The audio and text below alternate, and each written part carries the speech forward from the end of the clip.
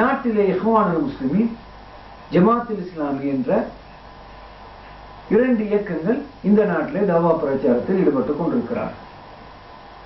அவர்கள் அவருடைய மூலக்கொள்கை இஸ்லாத்தை முழுமையாக நாங்கள் செயல்படுத்த வேண்டுமாக இருந்தால் இஸ்லாமிய தலைமைத்துவம் ஒன்று உருவாக்க வேண்டும். எந்த ஒரு நாட்டிலே இஸ்லாமிய தலைமைத்துவம் உருவாக்கப்படாத பட்சத்தில் அந்த நாட்டிலே முழுமையாக இஸ்லாத்தை செயல்படுத்த முடியாது. இந்த கருத்தில் உலகத்தில் எந்த ஒரு முஸ்லிம்களும் இரு கருத்து கொள்ள மாட்டார். இஸ்லாமிய வாழ்க்கை திட்டம், அரசியல், சமூக, பொருளாதார அனைத்து விவகாரங்களும் முழுமையாக ரசூல் ஸல்லல்லாஹு அலைஹி வஸல்லம் காட்டி தந்த விதத்தில் செயல்படுத்த வேண்டுமாக இருந்தால் கண்டிப்பாக அதுக்கு ஒரு தலைமைத்துவம், ஒருமித்த தலைமைத்துவம், முரண்படாத தலைமைத்துவம் உண்டு அமைய வேண்டும் என்பதில் கருத்து முரண்பாடு இல்லை. ஆக அந்த 2 இயக்கங்களுடைய அடிப்படை கொள்கைகளும் சட்டமியற்றும் உரிமை அல்லாஹ்வுக்குத்தான் உண்டு.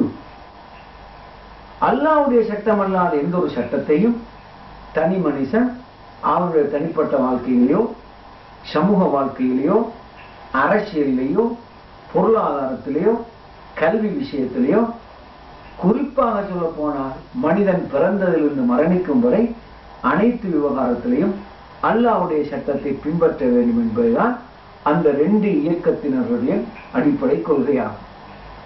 ஆனால் இது அவருடைய கொள்கை அளவில் உள்ள கொள்கையை தவிர செயல் அளவிலே அவர்கள் ஆட்சி உரிமைக்கு மட்டும்தான் சட்டம் இயற்றும் உரிமை அல்லாஹ்வுக்குரியது என்று செயல்பட்டுக் கொண்டிருப்பதை இன்று நான் சமூகத்தில் அவதானிக்கிறோம். பிதஅத் செய்யக்கூடிய தரீகாக்காரர்களோடும், பிதஅத் செய்யக்கூடிய தப்லீக் ஜமாத் சகோதரர்களோடும், இன்னும் பிதஅத் எல்லாம் யார் செய்கிற அவர்களோடு சேர்ந்து இவர்கள் தொழுகை முதல் கொண்டு அனைத்து பிதஅத்துகளையும் செய்து கொண்டு வருகிறார். ஆகவே இவர்களுக்கு இபாதத்து விஷயத்தில் உதாரணமாக சொல்ல போனால் இந்த பிறை விஷயத்தில் இன்டர்நேஷனல் லோக்கல் என்ற 2 பிறை கருத்து முரண்பாடுகள் நீண்ட காலமாக இருந்து கொண்டு வருகிறது. ஆனால் சமீபத்தில் நடந்து முடிந்த பிறநாளில் 2ஆம் தினம் நாட்டில் பல இடங்களில் பிறையை கண்டும் கூட அந்த ஜமாத் இஸ்லாமி சகோதரர்கள், இஹ்வான் சகோதரர்கள் ஜமியத் உலமா அறிவிக்காத காரணத்தினால் அந்த சட்டத்தை அவர் ஏற்றுக்கொள்ளவில்லை. அதே போல இன்று நாட்டில் விதயத்துக்களையும் சிறுக்குகளையும் செய்வதில் இவர்களும் பங்கு கொள்கிறார்கள். அந்த பகுதிகளில் இபாதத்துடைய விஷயத்தில் சட்டம் இயற்றும் உரிமை தங்களுடைய ஜமாத் அமீருக்குத்தான் உண்டு என்று அங்கே அவர்களிடத்தில் சில தளம்பல் இருக்கிறதை நாங்கள் பார்க்கிறோம். இருந்தாலும் கூட இன்ஷா அல்லாஹ் எங்களுடைய மஸ்ஜிதுடைய சட்ட திட்டத்திற்கு அமைய விதயத்துகள் செய்யாமல் குர்ஆன் சுன்னாவின் அடிப்படையில் தங்களுடைய தௌவா நிகழ்ச்சியை யார் ஆரம்பித்தாலும் ஒப்பந்தத்தின் அடிப்படையில் அவர்களுக்கும் இந்த மஸ்ஜிதில் இடம் கொடுக்க வேண்டும் என்றுதான் என்னுடைய தாழ்மையான கருத்து.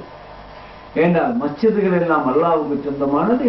அல்லாஹ்வுடைய சட்டம் அல்லாத எந்த சட்டமும் நிறைவேற்றப்படக்கூடாது என்றால் எந்த பெயர்களை வைத்துக் கொண்டிருந்தாலும் வந்த தாயிகள், இஸ்லாமிய பிரச்சாரகர்கள் எங்களுடைய மஸ்ஜித் அபூபக்கர் சித்திக்கிலே அவர்கள் குர்ஆன் ஹதீஸை அவர்கள் பேசுவதாக இருந்தால், அதனுடைய செயல் திட்டங்களை முன்வைப்பதாக இருந்தால் அவர்களுக்கு இடம் கொடுக்க வேண்டும் என்பதுதான் எனது பணிவான வேண்டுகோளாகும். ஆகவே எங்களது சகோதரர்களும் இந்த கருத்தை ஏற்றுக்கொள்வார்கள் என்று நான் நினைக்கிறேன். இன்ஷா அல்லாஹ் இதே பேச்சு நாங்கள் எங்களுடைய மஸ்ஜிதுடைய சட்ட திட்டங்களிலே எழுத்து மூலமும் நாம் இன்ஷா அல்லாஹ் அமைத்து வைப்போம்.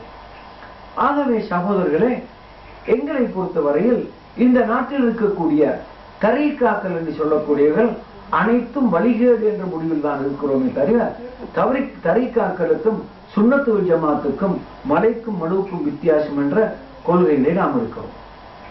ஆகவே சகோதரர்களே, நான் பேசுவதிலே எது தவறுகள் இருந்தால் நான் உயிரோடு இருக்கும் பொழுது நீங்கள் யாரும் என்னிடம் வந்து கலந்துரையாடினால் நான் என்னால் முடிந்த விளக்கங்களை சொல்லுவேன். நான் பேசிய கருத்துக்களிலே பிழைகள் இருந்தால், தவறுகள் இருந்தால், குர்ஆன் சுன்னாவுக்கு மாற்றமான செய்திகளை நான் பேசியிருந்தால் நீங்கள் அதை சுட்டிக்காட்டினால் அதை நானும் ஏற்றுக்கொள்ள அளவில் குர்ஆன் சுன்னாவுடைய ஆதாரத்தோடு நீங்கள் எனக்கு முன்னால் எட்டி வைத்தால் நான் அதை வாபஸ் வாங்குவேன், அதை ஏற்றுக்கொள்வேன், எனது பிழையை நான் உணர்ந்து தௌபா செய்வேன் என்பதை தெரிவித்துக் கொள்கிறேன்.